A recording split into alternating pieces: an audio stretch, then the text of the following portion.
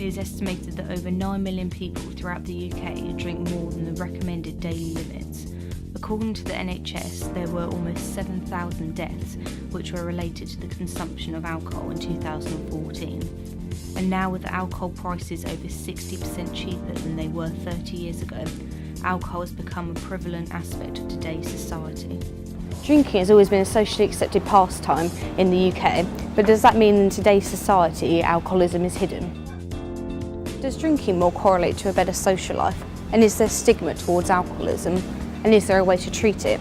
I want to find out more.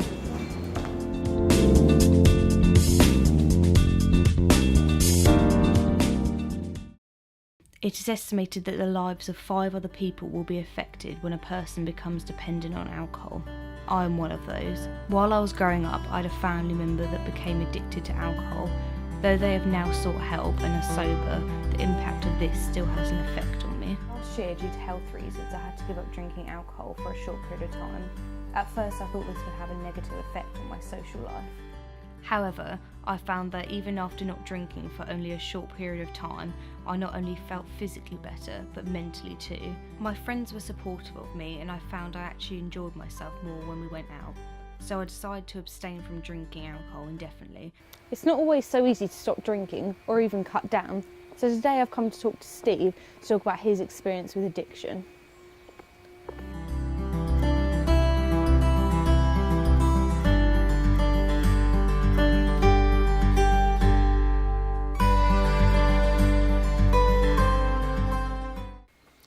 Well, I'm now 59 years of age, and I've been in recovery for just over 4 years.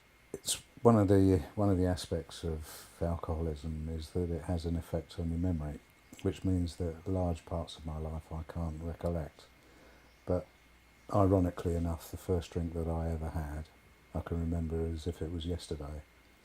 And my parents took me to a pub on a Sunday lunchtime called the Dog and Fox on Wimbledon Common, and I had half a pint of beer. And my memory of that was it was the most disgusting thing that I'd ever tasted.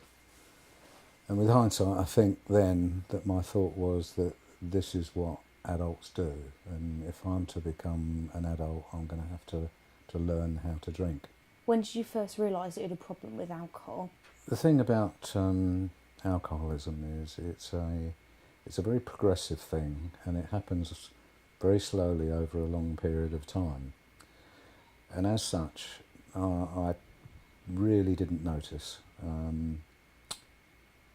the extent or the amount that I drank gradually crept up over the years, and it all seemed just perfectly normal. And it's a difficult subject for people to talk about. A lot of alcoholics go through a long period of denial, not aware that they've got a problem, telling themselves that they haven't got a problem.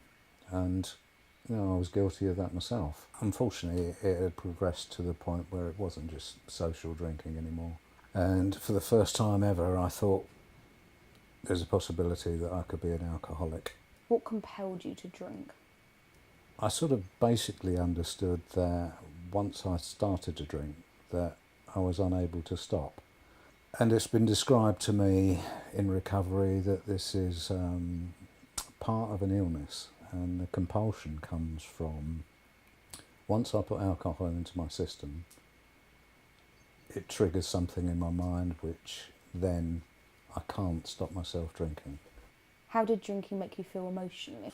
I suppose of the alcohol on my mind was to dull all of my emotions. I found towards the end of my drinking that I was quite emotionless. You become very isolated as an alcoholic, in as much as you don't want other people to see the way that you drink. You tend, for me, the case was that I drank at home alone. Do you think that there is enough talk about alcoholism in society? Absolutely not. It seems to be a subject which is perhaps not brushed under the carpet, but it's certainly not talked about enough. Does today's society know enough about the signs and effects of alcoholism? Is there significant information out there on the topic? I'm on my way to talk to John Alford, who gives talks across the country about the dangers of excessive drinking.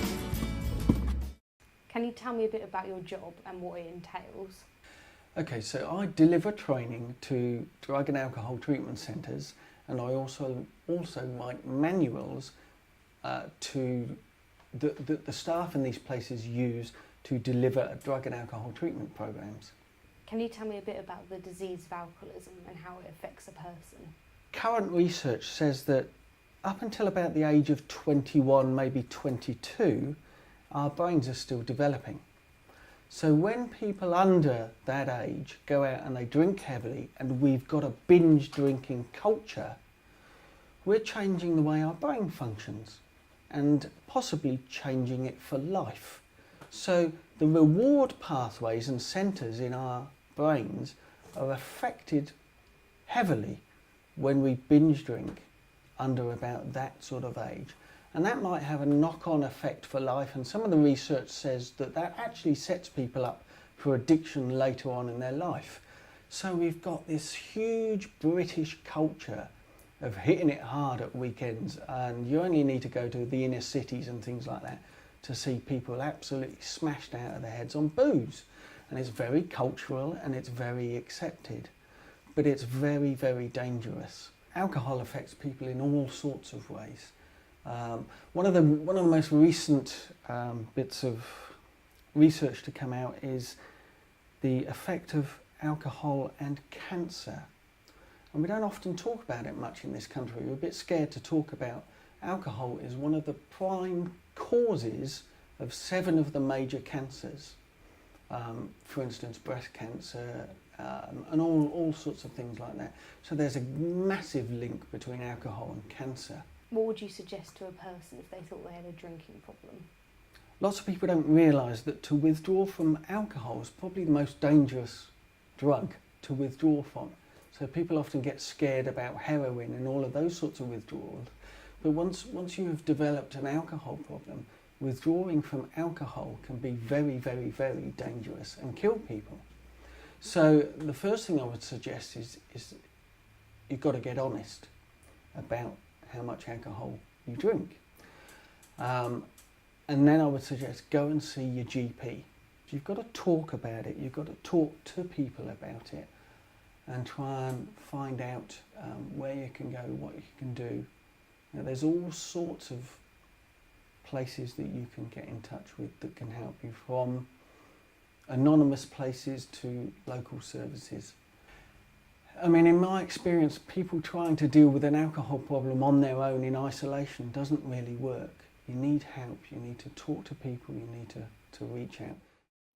Alcohol is a known cause of 7 of the major cancers, including mouth, throat, voice box, liver and breast cancer. According to the American Cancer Society, the higher consumption of alcohol, the higher the risk of any of these cancers. As drinking is a highly popular social activity, it is quite often difficult to identify if you have a drinking problem. Some of the signs include feeling ashamed about your drinking habits, lying about or hiding your drinking habits, needing to drink in order to feel better or in order to de-stress, blacking out while drinking and being unable to remember what you did. I'm on my way to talk to a man named Trevor who knows firsthand how serious and tragic the consequences of excessive drinking can be. To respect his privacy, Trevor has asked me not to show his face during the interview. To me, some very dark places over a consistent number of years. And if you start, I think my journey is best described as one of, when I picked up a drink, I picked up a lifestyle that I didn't think was possible, which involved plenty of police stations, plenty of magistrates' courts and the inevitable Crown Courts, till inevitably, you know, sort of, if you just go real long story short,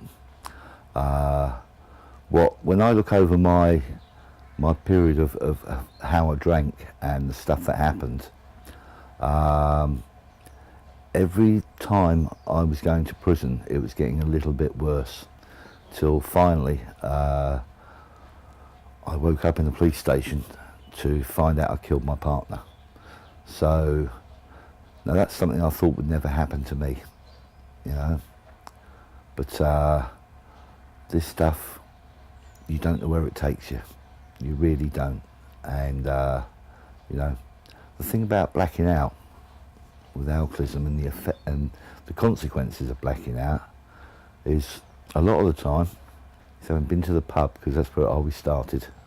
Although in saying that, towards the end it was from the side of my bed, special brew, because I had the jitters. But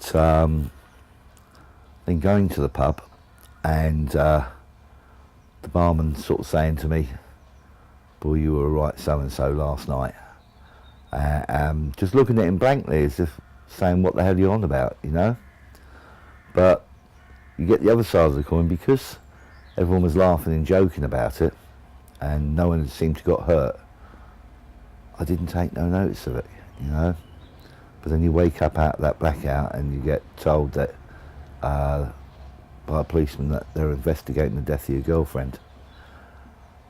And it's a real big shock. It dropped me right bang on my backside, because finally somebody got hurt. And the thing is, you can't turn back time. When it's all that laughing and joking about and no one's getting hurt, you just go with life and you just laugh. And then suddenly there's a life gone. Talking to Steve, John and Trevor has really shown me how dangerous alcoholism can be. If you feel that you have a problem with alcoholism, then there are many places you can turn to by asking a local GP or a helpline, or even going to a meeting. Just don't be afraid to ask for help.